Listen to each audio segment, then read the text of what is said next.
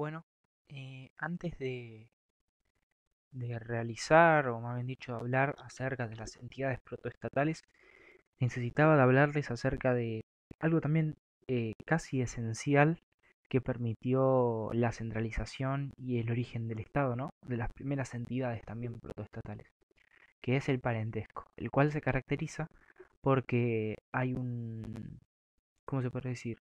Un ancestro en común, un ancestro fundador en común. Entonces esto es lo que genera que sean parientes entre sí, ya que el concepto de parientes no es quizás el que entendemos como ahora o en la actualidad, lo cual respecta a que el otro es tu primo, tu hermano, tu madre, tu padre. En este caso se respondía a que había un fundador en común y se compartía ya sea las cualidades, las culturas, etcétera. Este parentesco es lo que evita que surja el Estado como en sí, eh, ya que lo que propone el Estado va en contra totalmente del parentesco, digamos. Este parentesco tiene sus límites en lo que sería la comunidad, ¿no? Lo que es justamente también el límite de la comunidad, ya que este parentesco no sobrepasa lo que es la frontera, se podría decir, de una comunidad, ya que por lo menos afuera hay más parentescos, ¿no? Como por pura lógica. Pero estos parentescos no son los mismos que el de la comunidad A ni la B, por ejemplo. Hay un parentesco C. Y justamente eh, quería hablarles de este concepto, ya que entre parentesco y parentesco, o sea, entre una comunidad y otra comunidad, hay un espacio de intersticio o un espacio de intersección, en el cual básicamente eh, allí no rige ni el parentesco ni hay nada. Entonces, a raíz de o en este espacio se podría decir que surgen muchas teorías del origen del Estado. Una de las tan famosas dice que eh, allí, en este espacio de intersticio, eh, hay una interacción entre el parentesco A y el parentesco B, en el cual el parentesco A o la comunidad A vence y domina y conquista a la comunidad B para así generar una lógica o quizás para ponerlo en otras palabras, una opinión, una cultura o un accionar diferente que sería un C, por ejemplo. En lo que respecta a esto, podría ser, por ejemplo, el tributo, el cual el tributo no es común en lo que es la sociedad de jefatura, perdón, en lo que es las sociedades bien de parentesco, como puede ser una jefatura la cual no, sin nominación, digamos, ¿no? Después, como había dicho antes, dos parentescos no se pueden unir entre sí ya que son cosas totalmente diferentes. Este parentesco, la característica que tiene es que es más antigua que cualquier formación o entidad. Por ejemplo, es más antigua que el Estado, que la jefatura, que la agencia pública. Y también este, este parentesco lo que la caracteriza es que no desaparece en el surgimiento del Estado, ya que esto lo que también va a permitir es que va a organizar, por ejemplo, las unidades domésticas, las cuales de una manera permiten eh, que en estas unidades domésticas, en lo que respecta a las familias, la cual en un momento va a ser familia nuclear y un poquito más, o sea, una familia tipo y más, y en otro va a ser un momento una familia nuclear, pero en general en esta unidad doméstica, la cual está regida totalmente por el parentesco, es lo que va a permitir que el Estado también de una manera esté presente. Este parentesco tampoco pretende expandirse, ya que su límite, como había dicho antes, es el límite de la comunidad, no pretende expandirse. Luego también, en lo que respecta ya una sociedad o una organización la cual domina a otra, se encuentra tanto la élite, que sería la élite gobernante, si podríamos decir, y haciendo referencia al anterior ejemplo, es la comunidad o el parentesco A que domina al B, por ejemplo. Y básicamente, en una sociedad en la cual hay una dominación por parte de un parentesco a otro, no hay una relación de parentesco entre la élite y el campesinado. Solamente hay una relación de élite dentro de la élite, perdón, hay una relación de parentesco dentro de la élite, ya que allí el puesto es hereditario y además, por lo menos haciendo referencia a un caso histórico por fuera de Mesopotamia, que es en América, esta élite está relacionada directamente con los dioses, como es el caso de los incas, los cuales se autoproclamaban dioses del sol, básicamente. Luego, como había dicho antes, en el norte de la Baja Mesopotamia rige un poco más el Estado porque hay mayor libertad en lo que respecta a la organización familiar, y en el sur rige menos ya que hay una organización centralizada. Que luego también, en lo que respecta a las relaciones de parentesco, como he dicho antes, son las que tuvieron un rol clave en lo que es la formación de, de lo proto-urbano y lo proto-estatal. Ahora sí, hablando ya en claro, estableciendo, me habían dicho, este concepto de jefatura, perdón, de parentesco, quería hablar acerca de esta primera entidad protoestatal de la fecha, la cual es la jefatura, la cual se caracteriza por estar organizada por el parentesco, que además también permite o establece que el jefe es una persona más de la sociedad, de la comunidad, no puede ejercer su voluntad ni cohesión, ya que, perdón, estaría, no estaría haciendo caso a la voluntad comunitaria, ya que en esta jefatura por lo menos, es clave la comunidad, o la comunidad sí, la comunidad como a la manera del accionar, ¿no? Del jefe. Esta, esta jefatura se encuentra organizada en unidades domésticas, como había dicho antes, los cuales son claves en lo que es la economía. Luego, digamos que en estas jefaturas, o estos modelos de jefatura, hay un- una reciprocidad a lo que respecta positiva, ya que se busca el bien del otro, no el bien común. Y además uno da y uno entrega, digamos, ¿no? Uno da algo y a cambio recibe algo. Entonces, también haciendo referencia a este concepto, está la reciprocidad negativa, la cual se caracteriza, perdonen, se caracteriza por tener este carácter de buscar el mal del otro y el bien propio, digamos. Y entonces por eso también es importante que en esta jefatura está la reciprocidad positiva. Y básicamente lo que entrega el jefe, en este caso, es una organización de la infraestructura, de, de las construcciones, por ejemplo, de la organización del trabajo. Y además lo que se encarga de hacer, por ejemplo, el jefe es redistribuir materiales, por ejemplo. Puede ser un ejemplo tranquilamente. Y a cambio este jefe recibe lo que es trabajos, no sé, por ejemplo, a cambio puede recibir textiles, etcétera. Esto se dice que es un juego de intercambio mutuo entre el campesinado, se puede decir, el pueblo y el jefe. Luego también, por lo cual el jefe, es por el prestigio el cual recibe a raíz de su accionar, como antes había mencionado. Y básicamente este jefe, si llega a perder el prestigio, se lo saca del puesto y se elige a otro, digamos, ¿no? O sea que este puesto de jefe es bien rotativo.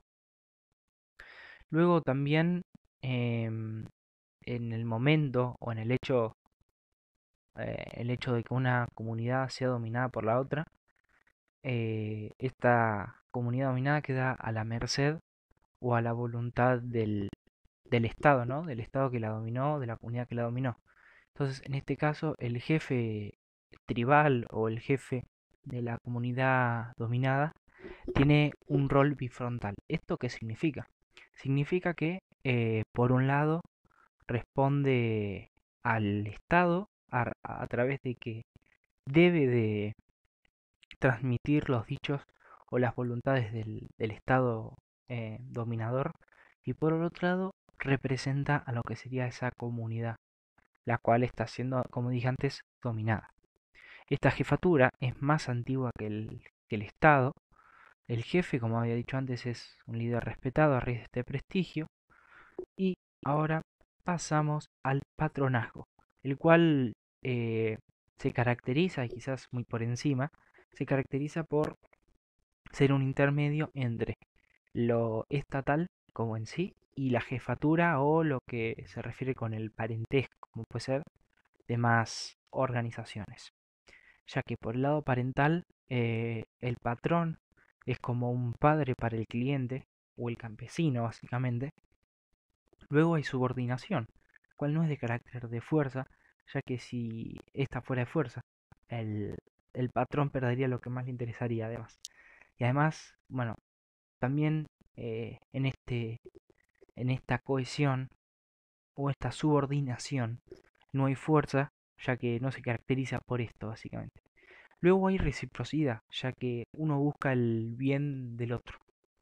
Básicamente lo que sucede también acá es que el patrón tiene una posición social mucho más alta que el campesino, ya que éste accede a las tierras, a los materiales y más tiene un acceso al campo político.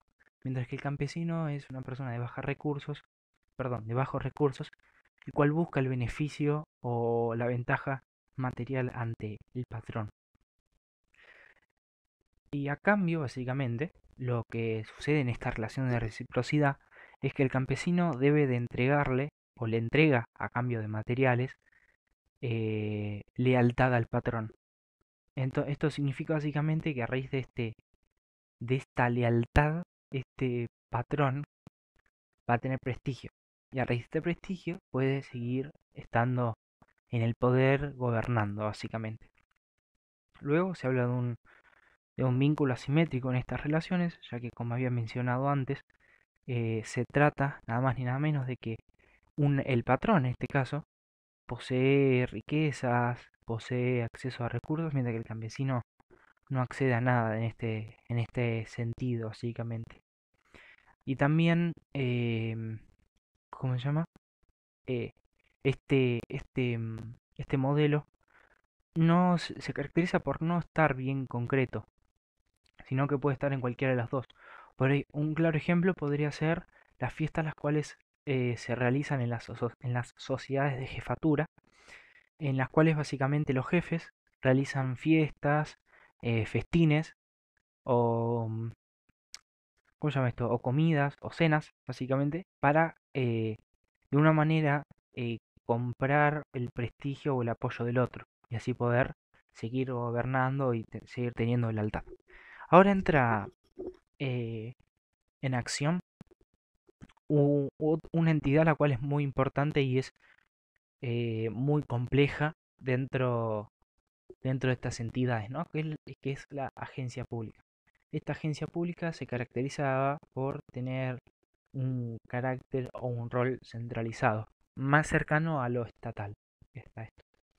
Luego también se encuentra por fuera de las aldeas y también además posee tierras, ya sea tierras de cultivo como tierras de pastoreo, en las cuales la población común, el campesinado o el campesino, lo que hace allí es trabajar por un tributo, o sea, lo que realiza allí es un trabajo de tributo, ya que en este caso, o para este tipo de gente, o este tipo de personas, o este tipo de población, lo que se realizaba era un tributo de trabajo, como antes había mencionado.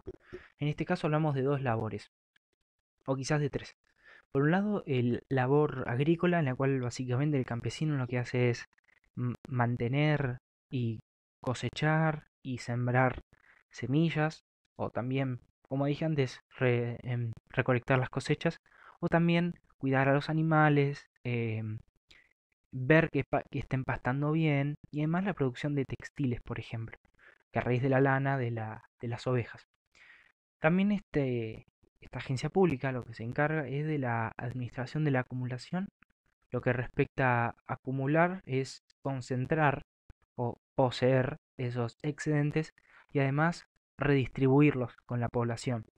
Esta redistribución, básicamente, como había dicho antes y lo voy a repetir durante todo el día, es que se encarga de un bien social o un fin social, en pocas palabras, que ya lo había mencionado antes. Luego también esta agencia pública fue clave en la gestión de los campos de cultivo, ya que a raíz de estas se pudo utilizar las formas novedosas y así se dice que el sur era menos libre a raíz de estas agencias públicas, las cuales organizaban tanto el riego como la mano de obra para estas tierras de cultivo, ¿no? Y además permitieron una producción a gran escala, ¿no? Esto significa que se produjo mucho, en este caso podría ser tanto cereal como lana, como, disculpen, como, como trigo, etcétera. Luego también se caracterizaba a estas agencias públicas por depender directamente de los excedentes, ya que a raíz de este excedente podían o no dar ayudas sociales y además pagos, ¿no? O sea que la base de todo y lo que podía ser como un castillo en naipes, ¿no? Esta agencia pública, con lo cual si no había excedentes, este castillo en naipes se caía y no existía más la agencia pública. Bueno, esta agencia pública se encargaba de recibir lo que era el tributo, el que como había mencionado antes podía ser tanto de tributo como de trabajo como de materiales. Y además eran propietarios de diferentes tierras, ¿no? Luego, dentro de estas agencias públicas hay diferentes, disculpen, había diferentes modelos, ¿no? Por un lado está el modelo tripolar, el cual se caracterizaba por tener presente la hacienda del templo palacio, el templo palacio en sí, y después los asentamientos pequeños o la población. Básicamente en estas haciendas del templo palacio, este campesinado trabajaba a raíz del tributo y producía. Esto producido, estos excedentes producidos, iban una parte a las cuestiones sociales, otra parte, o sea, de lo que sobraba de lo social, iba a la élite para su consumo, su propio consumo, y por otro lado, em, se guardaba, ¿no? Para el año que viene o para la temporada siguiente, o también para alimentar a los animales, los cuales fuera de la época de producción eran, eran liberados en campos de pastos, o sea, en pastos libres, y pastaban básicamente allí. Lo que hace, como había dicho antes, la agencia pública, en este caso el rol central está en el templo cual se encarga de redistribuir el excedente. Además tiene la característica de almacén común y una función de cohesión social. Esto significa de obligar a hacer algo a través de la fuerza por lo general. Em, Luego también esta organización templo-palacio, vamos a decirle, era el centro y además eh, era la organización central, ¿no? Y también era el centro o el rol central, perdón, de los asentamientos protourbanos, ¿no? O el centro también. Ya que en las ciudades protourbanas, por ejemplo, Uruk, en el centro de la ciudad estaba este templo palacio. Las haciendas obviamente estaban en las afueras, donde se trabajaba este material, ¿no? Como antes había mencionado. Luego vamos a hablar del modelo bipolar, el cual, bueno, como su palabra dice, se refiere a que hay dos elementos, el asentamiento pequeño y la tribu o la sede del clan o tribu. Este se caracteriza por simplemente una tributación y listo. En este caso no hay mucho por explicar, ya que al ser simple, lo único que se hacía era, se entregaba el tributo y listo. No, acá no hay tierras de por medio, ya que no está la hacienda, por ejemplo. Luego vamos a hablarle acerca de la que es considerada la primera ciudad, la cual es la ciudad de Uruk, la cual tiene características estatales para su época, ya que tenía características, o era, más bien dicho, organizada, era despersonalizada, y además en esta sociedad, perdón, en esta ciudad surgió lo que es la escritura contable, la escritura cuneiforme o precuneiforme en este caso, ya que eh, este sistema este sistema de escritura contable fue el primero en la administración, o fue, perdón, el primer sistema de administración estatal, el cual constaba de tablillas de barro, las cuales a raíz de signos ya sea un punto, una S, una A. Obviamente no era una S, una A, como nosotros los occidentales la conocemos, pero eran signos los cuales representaban algo, ¿no? Y este modelo de escritura contable servía para informar y plasmar en una tablilla, como puede ser esto, qué es lo que ingresaba, qué es lo que se vendía, qué es lo que se intercambiaba, cuánto se pagaba de mano de obra, cuántas personas había trabajando, em, si se les daba mucho comida, si se les daba de menos, etcétera.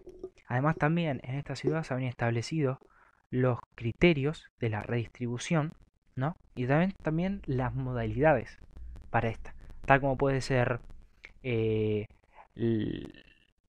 las cuestiones sociales, las construcciones de templos y eso.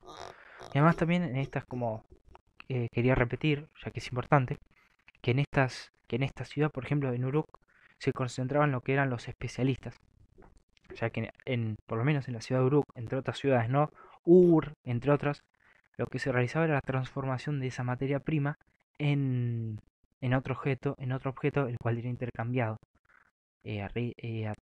por otros materiales, como puede ser, yo que sé, madera, roca, entre otros.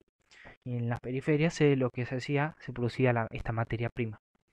También Uruk fue uno de los tantos centros protourbanos, los cuales de una manera explotaron eh, en, en el periodo aquí en la Baja Mesopotamia, lo cual esto de una manera justifica la revolución urbana, la cual realmente sucedió. Y luego también hubo una reducción de las habitaciones o de las unidades domésticas, ya que se pasó de una, de una unidad tipo y un poquito más en la cultura abad a una nuclear, ya sea padre, madre o sea una familia tipo, básicamente. Luego está el concepto de complejidad, el cual en primera instancia vamos a definirlo. Esta complejidad nos habla acerca de una situación compleja en un sistema en el cual interactúan elementos de distintos caracteres e intereses, o más bien dicho, importancia. Por ejemplo, puede ser, eh, o más bien dicho, lo que da resultado estas interacciones en un sistema, puede ser, por ejemplo, desequilibrios jerárquicos, como puede ser una ciudad y un pueblo, ya que allí hay una jerarquización importante, ya que en el pueblo, eh, o en el pueblo no, perdón, en las periferias, en las afueras, se producía la materia y en la ciudad se lo transformaba básicamente. También como en el sentido estructural interno, lo que respecta a la especialización, la estratificación social. Básicamente este concepto de estratificación social significa que ahora hay, no sé si sería clases, pero como una división social, ya que ahora hay artesanos, campesinos y, y el jefe o el rey. Em, Luego hay dos esquemas de complejidad. Está el chiefdom, el cual se caracteriza por ser banda, o sea, me ha dicho que se pasa de una banda a una tribu, a un dominio y a un estado. Luego están las sociedades igualitarias, las cuales se pasa de una sociedad igualitaria a una jerarquizada, a una estratificada y finalmente al estado. En primera instancia vamos a hablar del chiefdom. El chiefdom es un organismo político el cual está guiado por un jefe, el cual tiene rasgos sociales, tiene un drenaje de recursos. Esto significa que este recurso, el cual puede ser excedente, etcétera, es gastado en lo que sería lo social, ¿no? Es utilizado. Disculpen. No tiene una estructura administrativa permanente ni, perdón, ni impersonal. Y luego, hablando dentro de este chiefdom, lo que permite el surgimiento del Estado es el chiefdom complejo, en el cual básicamente eh, lo que da origen es como un precursor, digamos, de una manera. Es un precursor del Estado. Luego vamos a hablar de las revoluciones, las cuales permitieron que diferentes cosas sucedan, ¿no? Como son la producción de desarrollos, nuevas técnicas de cultivo, la hoz, etcétera. O mismo la revolución protourbana. Antes que nada vamos a definir el concepto de revolución. Estas son rupturas estructurales en el pasado, lo cual representa una transición, un cambio en lo que es la lógica. Y además también genera, como había dicho antes, una mutación natural, la cual es inadvertida por por los caracteres o los actores, ya que no dicen, bueno, mañana va a pasar esta revolución ni ayer. O sea, son cosas innatas y que ocurren así de la nada, uno no se da cuenta básicamente. Y además una característica muy importante es que no hay implicaciones políticas de por medio. Em, que básicamente esta transición sucede eh, con una ritualización continua de estructuras exigentes, con lo que respecta un cambio cuantitativo, el cual vamos a explicar más tarde lo que es este cambio cuantitativo, a lo que se refiere. Pero más que nada, como para finalizar con esta definición, por lo menos, em, es que los autores de no recuerdo si era Campagno o el autor de Uruk, pero básicamente establecen que lo que ocurrió aquí no fue una revolución simplemente, sino hubo una o más transiciones las cuales permitieron los avances tecnológicos. En primera instancia vamos a hablar de la agrícola, la cual lo que produjo, lo que permitió fue la producción de excedentes, tan clave en lo que respecta a la organización estatal. Además, disculpen, lo que permitió esta revolución fue que permitió la instauración o el establecimiento de un sistema de relaciones despersonalizadas y burocratizadas. Esto significa que hay una administración, ¿no? Una administración de alguien sobre alguien, digamos. Dejémoslo ahí como que hay alguien encima tuyo que sería la élite, por ejemplo, la élite administrativa, básicamente. Que por ejemplo una de estas burocratizaciones puede ser la creación de agencias públicas, por ejemplo. Luego está la revolución en el modo de producción, el cual eh, se produce a raíz de la acumulación primaria del capital, y a raíz de este se puede llegar a producir y acumular excedentes.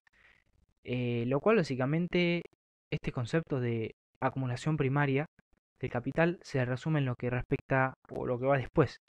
Es básicamente esta acumulación, esta concentración del capital, lo cual esto, en otras palabras, se define como excedente, ¿no? Entonces, a raíz de este excedente se puede volver a producir y así sucesivamente. Luego también, em, algo clave también, como habíamos mencionado antes, es el surgimiento de los nuevos modos de producción, los cuales es el riego por surco, el sistema de cultivo de campo largo, eh, el uso de animales, etcétera, y la hoz, entre otros, ¿no? Luego está la urbana, la cual esta revolución urbana lo que hizo fue romper con las estructuras gentilicias o de parentesco y situó y estableció a las personas, básicamente, a las familias, en un contexto nuclear y además en un contexto muy amplio, mucho más amplio de lo que estaba antes, en lo que sería una comunidad, en una comunidad más dicho diversa, de una manera, ya que lo que sucede en la revolución urbana es que se rompe este parentesco, ya que en una misma ciudad hay diferentes parentescos, puede ser, a ver, el parentesco de, no sé, de la ciudad de Ur. Entonces, lo que sucede en esas ciudades es que se juntan y se cruzan los parentescos entre sí. O sea que ahora las personas quizás no se conocen mucho. Y luego, lo que respecta a la revolución agropastoral, es que hay una difusión de lo que es la tracción a sangre, la cual era usada tanto para el transporte de cosecha a través de las cuatro ruedas compactas y la realización de los surcos. Y ahora hay datos los cuales no pude mencionar o no pude encajar en estos conceptos y yo consideré que eran importantes y no debía dejarlos fuera de esto. Cuando se habla de un estadio primario, se habla de que el Estado surge de la nada, así como si nada, digamos. Después, al momento de analizar este origen del Estado, hay que ver sus cuestiones, ¿no? Están las cuestiones cuantitativas, es cuando algo que había antes y sigue existiendo al punto que se mejora o se produce más, como puede ser un ejemplo de cuantitativas o de cuantitativa, puede ser el excedente, la población, entre otras. Luego están las cualitativas, las cuales se caracterizan por ser algo que no existía y ahora existe, perdón. Las cuales puede ser el tributo, y además de que, y creo que esta es la más importante, de que hay una minoría, que sería la élite dominante, o sea, el jefe, el cual ejerce su voluntad sobre un asentamiento o una comunidad. Luego es que, como había mencionado antes, está la hipótesis de la guerra, en la cual básicamente, o la guerra es un conflicto, en la cual básicamente el Estado surge a raíz de la conquista de unos sobre otros, y así generando nuevas lógicas de parentesco o cuestiones o accionar, como puede ser el tributo. Luego también se habla desde un enfoque bien evolucionista, que básicamente el Estado surgió a raíz del crecimiento poblacional, de una explosión poblacional, digámoslo de una manera. Luego es que, y esto es una característica muy clave de las sociedades estatales, es que estas son o tienen un carácter de diferenciación social, por un lado, una élite la cual controla los medios coercitivos. Esto significa que puede utilizar la fuerza, los militares. eh, y además también es un sistema administrativo y político a la vez. Lo que mencionaba antes, la diferenciación social. Ahora está la élite, un artesano y el campesino, digamos.